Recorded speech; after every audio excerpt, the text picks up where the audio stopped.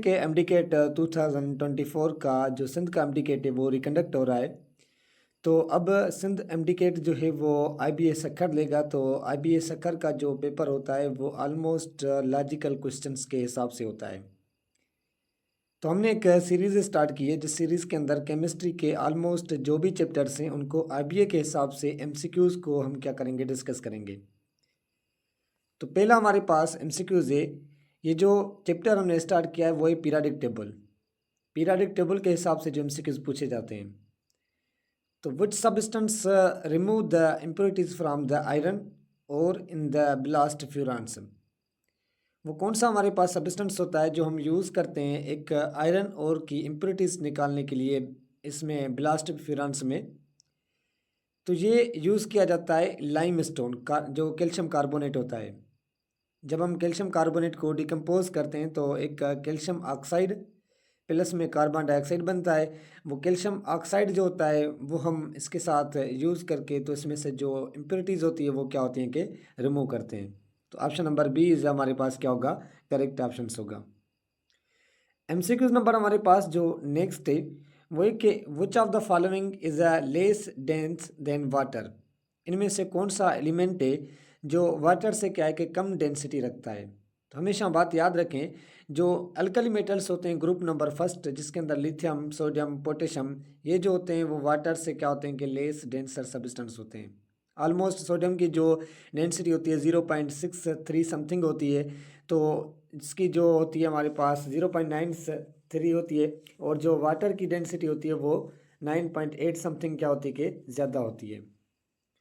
उसके बाद के एमसीक्यू नंबर हमारे पास जो नेक्स्ट है वो है कि which list contain three elements that all exist in the diatomic molecule at room temperature।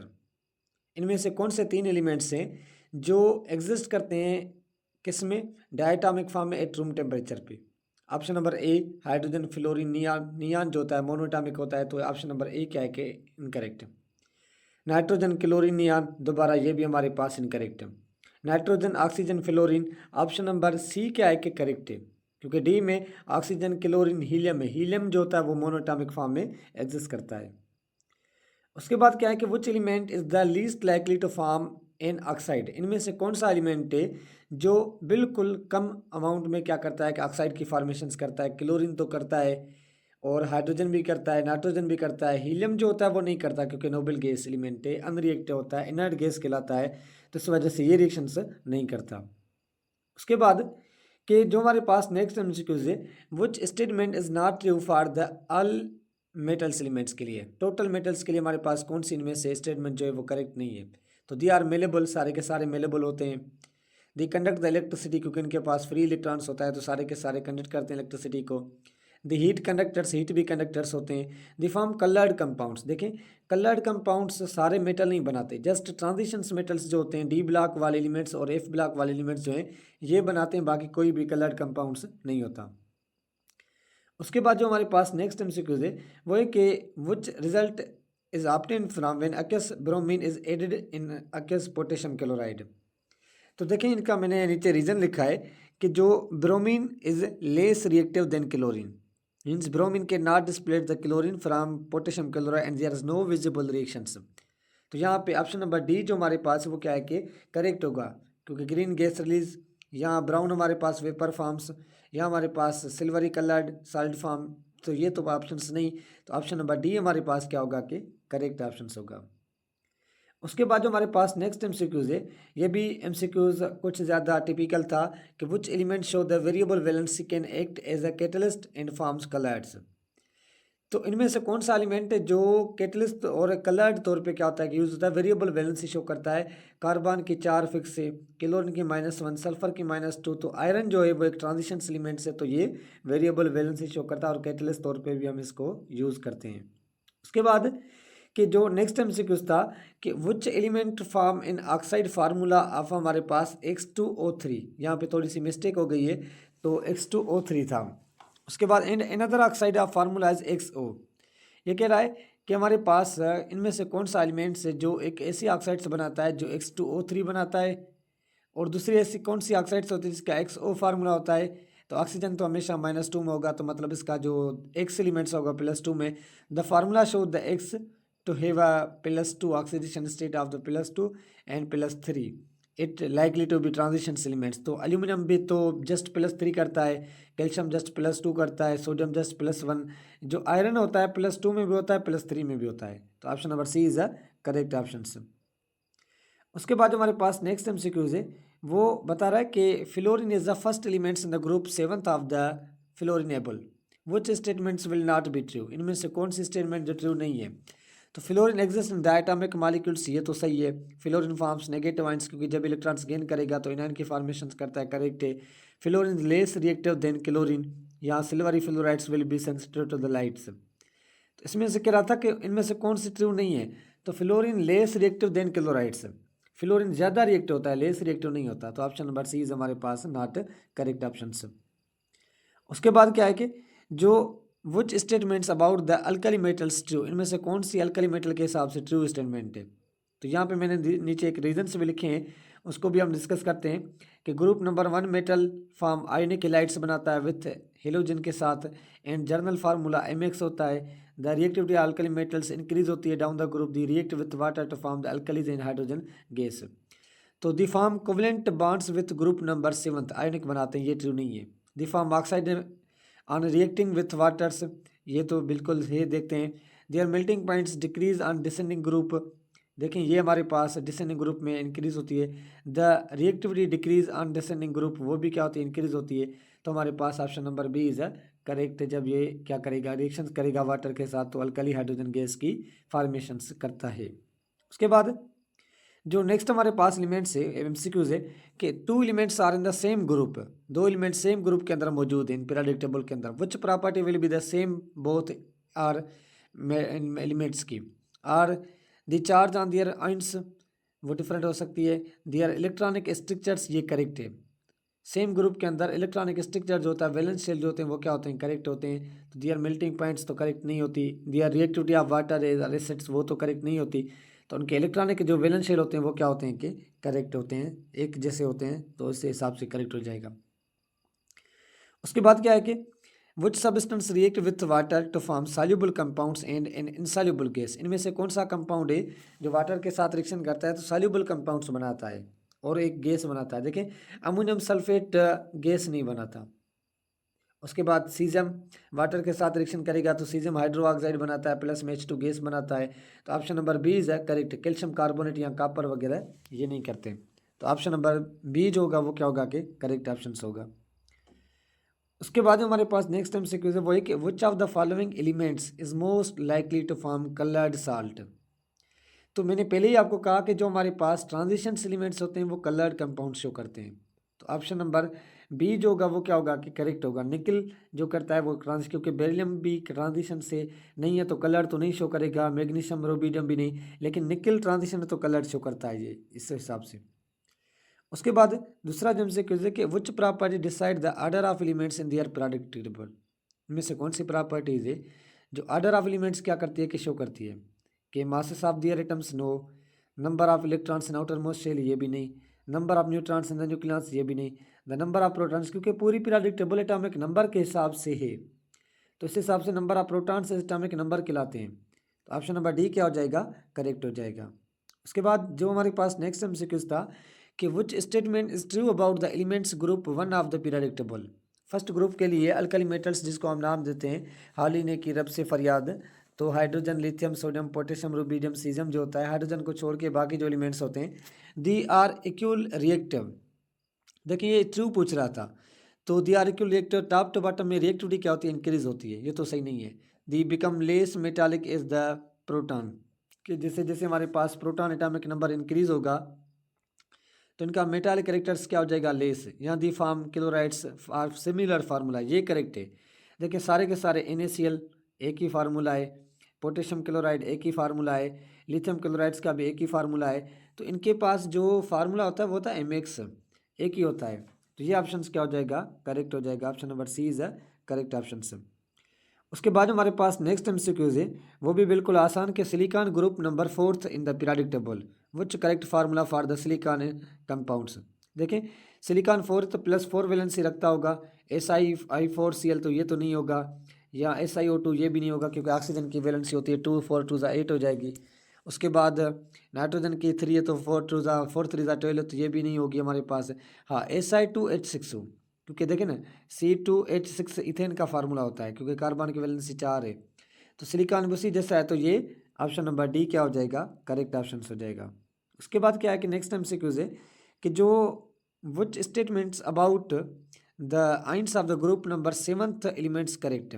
देखिए 7th ग्रुप वाले एलिमेंट्स के आइंस कौन से फॉर्म में होते हैं, नेगेटिव फॉर्म में, जब वो इलेक्ट्रॉन्स गेन करते हैं। जैसे कि एक फ्लोरीन है, फ्लोरीन में से आप एक इलेक्ट्रॉन्स ऐड करें, वो ऑक्टेट को पूरा करने के लिए एक इलेक्ट्रॉन्स क्या करेगा, गेन करेगा। तो इसमें क्या होता है, all the ions contain odd number of electrons, या हमारे पास ये तो करेक्ट नहीं है। All the ions contains more protons and neutrons, ये भी नहीं है। All the ions contains more electron than the proton, ये करेक्ट है क्योंकि जब इलेक्ट्रॉन्स गेन करेंगे तो इलेक्ट्रॉन्स बढ़ जाएंगे, प्रोटॉन्स क्या होते हैं कि कम हो जाते हैं। उसके बाद जो नेक्स्ट MCQs है ये भी हमारे पास आसान MCQs है और थोड़ा सा डिफिकल्ट भी है कि वो statements about alkali metals correct है। ये पहले ही मैंने बता दिए कि they are melting points decrease on descending group, यहाँ दिया reactivity decrease on descending group, ये तो नहीं होता। They form covalent bonds with halogen, ये भी नहीं होता क्योंकि कोवलेंट बॉन्ड्स नहीं बनाते, आयनिक बॉन्ड्स बनाते हैं। दी form oxide reacting with water, तो इनमें से option number the melting points decrease on descending group, तो ऑप्शन नंबर ए और ऑप्शन नंबर डी जो हमारे पास है वो ऑलमोस्ट क्या कर रहा है कि BCQ इस हिसाब से करेक्ट लग रहा है, लेकिन ऑप्शन नंबर ए क्या हो जाएगा, करेक्ट हो जाएगा। उसके बाद हमारे पास क्या है कि जो नेक्स्ट MCQ है कि which statements describe the change in the elements from left to right across the periodic table, कौन सी जो हमारे पास जिस स्टेटमेंट जो डिस्क्राइब कर रही है एलिमेंट्स को from left to right periodic table में। The ability to conduct electricity increase, नहीं डिक्रीज होती है क्योंकि नॉन मेटालिक कैरेक्टर्स बढ़ा है। The elements change from metals to non metals, ये होता है कि यहाँ एलिमेंट्स चेंज होते हैं। The number of neutrons in atom decrease, यहाँ the number of protons in atom the decrease. एक ऑप्शन नंबर बी और ऑप्शन नंबर सी क्या है कि करेक्ट, लेकिन ऑप्शन नंबर सी जो होगा वो क्या होगा कि इसमें करेक्ट होगा। उसके बाद जो हमारे पास नेक्स्ट MCQs है ये भी आसान MCQs लेकिन थोड़ा सा लॉजिकल था कि एन एलिमेंट इज एक्स, एक एलिमेंट है जो एक्स है, and proton atomic number is 3, उसका 3 एटॉमिक नंबर है। Which statements about the X is correct, तो देखें एटॉमिक नंबर 3 तो इट मीन्स की बात कर रहा है लिथियम की बात कर रहा है, लिथियम का एटॉमिक नंबर 3 होता है। तो it forms ions by the gaining of electrons, no क्योंकि ये लॉस करते हैं। It is gas at room temperature, नहीं ये सॉलिड फॉर्म में होता है। उसके बाद it is group of third in periodic table, no ये फर्स्ट ग्रुप से। तो it react with cold water, हाँ ये ऑप्शन करेक्ट है, कोल्ड वाटर के साथ क्या करता है कि ये रिएक्ट करता है। उसके बाद हमारे पास नेक्स्ट MCQs है कि which statements about a new elements which have 7 outer electrons, इनमें से कौन सा एलिमेंट्स है जिसके पास 7 आउटर इलेक्ट्रॉन्स हैं। तो क्या मोनोटॉमिक, नहीं क्योंकि ये हेलोजन ग्रुप की बात कर रहा है। It forms covalent compounds with hydrogen, तो ऑप्शन नंबर बी क्या है, करेक्ट है, हाइड्रोजन के साथ रिएक्शन करेगा तो कोवलेंट बॉन्ड्स ही बनाता है। उसके बाद हमारे पास जो नेक्स्ट MCQs है वो है कि which statements describe the change elements from left right across the periods in the periodic table, ये MCQ सेम आ गया है। तो ये MCQ सेम है, तो हमारे पास नंबर ऑफ सी क्या था, करेक्ट था यहाँ पे। उसके बाद across periods in the trends metallic in non metallic elements is caused by, किसकी वजह से होता है, क्या increasing number of electrons, no increasing number of electrons shell देखते हैं, and increase the number of neutrons and increase the number of valency electrons, हाँ valency electrons increase होने की वजह से होता है, वैलेंसी इलेक्ट्रॉन्स की वजह से। उसके बाद हमारे पास नेक्स्ट MCQs था कि ये हमारे पास MCQs कुछ शो कर रहा है इसको कि element Z has the following properties, कौन सी, कि उसकी मेल्टिंग पॉइंट ज़्यादा है, presence can lower the activation energy, what type of the elements. देखें ऐसा एलिमेंट जिसके पास मेल्टिंग पॉइंट्स ज़्यादा लेकिन उसके पास जो यहाँ पे क्या है कि एक्टिवेशन एनर्जी कम है, तो वो होते हैं नोबल गैस, नहीं है जो ट्रांजिशन एलिमेंट्स होते हैं जिनके पास एक्टिवेशन एनर्जी बिल्कुल कम होती है, कैटलिस्ट तौर पे यूज़ होते हैं, ऐसा कैटलिसिस कहलाते हैं। उसके बाद जो हमारे पास नेक्स्ट MCQs है वो है कि इसमें पूछ रहा है कि carbon and silicons are both in group number 4 in the periodic table, which statement true for the both carbon dioxide, they are acidic in oxides, बिल्कुल करेक्ट है। They are readily soluble in water, नहीं। They contain ionic bonds, नहीं। दी have giant molecules, नहीं। तो ये acidic oxides क्या करते हैं कि फॉर्मेशंस करते हैं।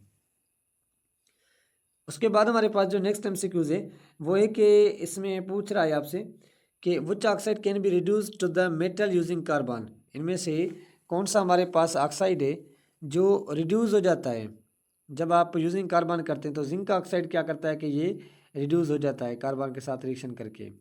उसके बाद जो नेक्स्ट एमसीक्यू हमारे पास है कि which reactions will not occur using the cooled dilute sulphuric acid. Cool dilute sulphuric acid में कौन सा नहीं होता, formation of copper sulphate from the copper oxide, या formation of copper sulphate from copper, formation of hydrogen magnesium. तो formation of copper sulphate जो होता है फ्रॉम कॉपर ऑक्साइड से, तो ये हमारे पास क्या होता है, ऑप्शन नंबर करेक्ट है, ये नॉट रिएक्शंस करता है कोल्ड वाटर के साथ। उसके बाद जो हमारे पास नेक्स्ट एमसीक्यूज है वो है कि which of the reducing agents the blast furnace extraction from the its ore. तो क्या कैल्शियम कार्बोनेट, कार्बन डाइऑक्साइड या कैल्शियम मोनोऑक्साइड। कैल्शियम कार्बोनेट जो होता है ना ये यूज होता है और के अंदर। उसके बाद क्या है कि which oxide can be reduce to the metal using carbon. कौन सी ऑक्साइड्स, वो जिंक ऑक्साइड जो मैंने पहले ही आपको बता दिया, ये सेम एमसीक्यूज यहाँ पे आ गया था। उसके बाद क्या है कि दूसरा है कि which happens what happens when zinc placed aqueous copper sulphate. क्या copper atoms are oxidise, zinc atoms are oxidise, copper are oxidise, zinc is the oxidise. Zinc oxidise हो जाता है कॉपर के साथ रिएक्शन करके, इलेक्ट्रॉन्स लॉस कर देता है। उसके बाद हमारे पास जो है कि दूसरा हमारे पास है कि जो इसमें से हमारे पास है कि which pair of reagents can be used to prepare the hydrogen gas. कौन सा हमारे पास पेयर है जो हम यूज़ करते हैं किसके लिए, हाइड्रोजन गैस को प्रिपरेशन करने के लिए। तो uh copper in dilute hydrochloric acid, या copper dilute sulphuric acid, zinc in dilute hydrochloric acid, या जिंक इन वाटर। तो जिंक का रिएक्शंस करवाते हैं। तो ये हमारे पास क्या करता है कि रिएक्टेंट्स यूज़ करते हैं प्रिपरेशन ऑफ हाइड्रोजन गैस करने के लिए। उसके बाद जो हमारे पास एमसीक्यूज, जो नेक्स्ट हमारे पास एमसीक्यूज है वो है कि इनमें से जो एमसीक्यूज पूछा गया कि what react with hydrochloric acid to give the hydrogen. तो ये इसके साथ रिएक्शन करता है, किसके साथ, अमोनिया तो नहीं करता, सिल्वर भी नहीं करता, आयरन है, सोडियम हाइड्रो ऑक्साइड है। तो इसमें जो हमारे पास इसमें होगा कि आयरन जो होता है ये करता है। विच oxide can be reduced by the hydrogen. इनमें से कौन सी होती है, कॉपर ऑक्साइड जो होता है वो रिड्यूस करता है। ऑप्शन नंबर बी क्या होगा कि इसमें करेक्ट हो जाएगा। तो यहीं पे हम एमसीक्यूज को क्या करते हैं कि इन करते हैं। इंशाल्लाह नेक्स्ट लेक्चर में हम डिस्कस करेंगे ट्रांजिशन लिमिट्स को या एक ऑर्गेनिक केमिस्ट्री को स्टार्ट करेंगे।